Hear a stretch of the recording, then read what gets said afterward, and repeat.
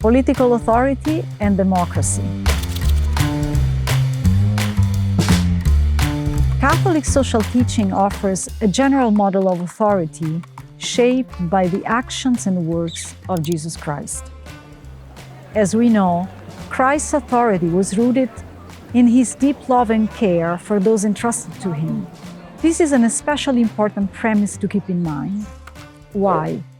Because the profound and real meaning of civil and political life does not derive from a simple list of personal rights and duties. Common life is rooted in civil friendship and fraternity, characterized by a two-dimensional reality.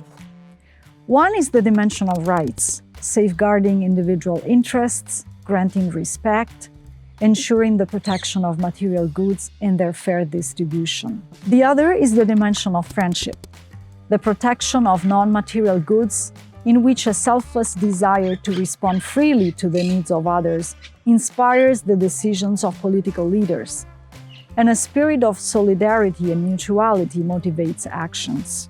If we think of the concept of civil society as the sum of all those relationships and resources, cultural and spiritual, independent from the political sphere, a society in which we citizens can develop our associations and express our preferences according to the principle of subsidiarity, then we can say that political authority is established precisely to lead civil society.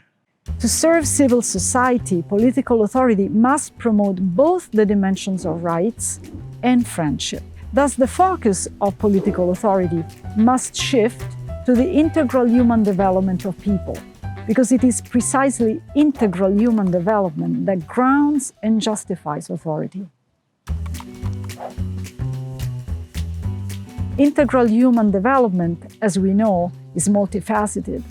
It is a matter of bodily health and well-being, together with spiritual health. It is integral insofar as it concerns the human person in all of his or her dimensions: personal, social, spiritual, corporeal, historical, as well as transcendent. For as Pope Francis reaffirmed, we need transcendence in order to be truly human. Moreover, authority inspired by Catholic social teaching must pay special attention to the needs of the weak and less protected. Pope Francis explained the core of this leadership model when he addressed the members of the European Parliament in Strasbourg on November 25, 2014. He invited them to tend primarily to the fragility of peoples and persons, a task that acknowledges the centrality of the human person and outlines a style of leadership that I like to define as leadership of care.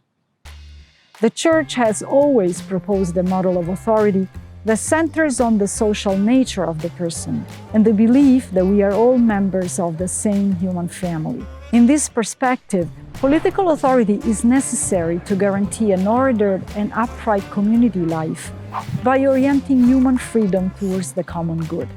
It is a necessary means of coordination which allows individuals and intermediate organizations to participate actively in social life, to develop and grow at the service of integral human development. Citizens' participation is a basic element of the common good and a consequence of the principle of subsidiarity. It implies a series of actions through which both individuals and groups, either directly or through their representatives, can contribute to the cultural, economic, social, and political life of the community. It is important to remember that the people who hold sovereignty in its entirety and elect their representatives are the ones who hold political authority. While the Church is not entitled to express preferences for this or that institutional or constitutional solution, Catholic social teaching implies a preference for democracy as a political system that can most effectively promote people's participation in common life. Indeed, many of the processes of representative government that we take for granted today were originally pioneered and refined by medieval church councils and religious orders such as the Dominicans and Franciscans. The social encyclical Centesimus Annus, issued by Pope John Paul II, explains well that the Church values the democratic system as far as it ensures the participation of citizens in making political choices.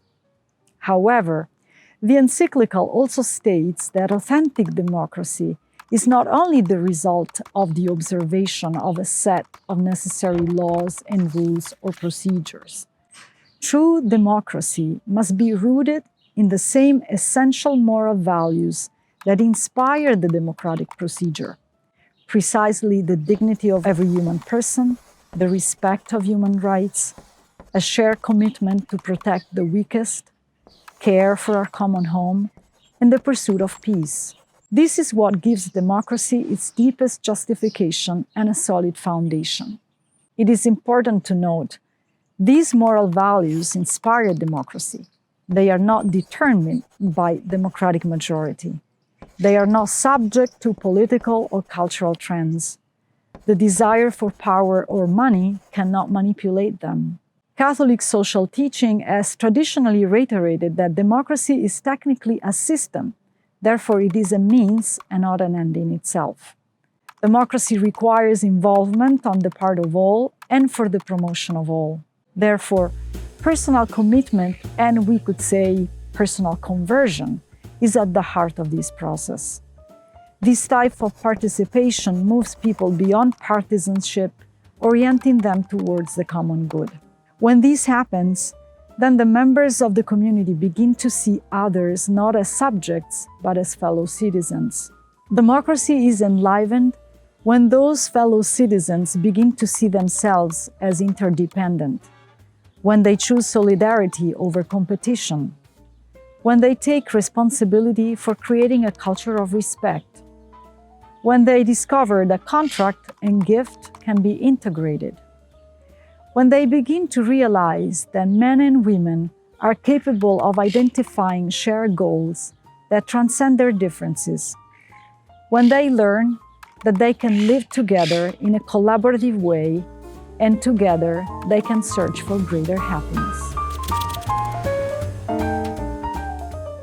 In the next episode, we'll ask whether we live to work or work to live. If this is the first episode you've watched, we recommend you watch the introductory episode of this series next.